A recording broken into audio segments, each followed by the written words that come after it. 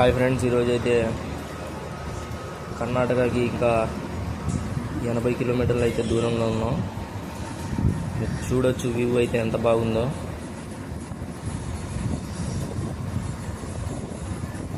మొత్తం చెట్లు, కొబ్బరి తోటలాగా ఉంది. దీంట్లో పెద్ద కొబ్బరి తోటలాగా ఉంది.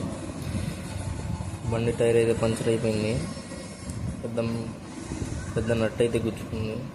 చూడవచ్చు ఇక్కడ ఎట్లాగో ఆగామని చెప్పి బండికి అయితే గ్రీజ్ కూడా కొట్టేస్తున్నాం. ఇంకొంచెం దూరం వెళ్ళేసరికి మళ్ళీ వర్షం స్టార్ట్ అయింది.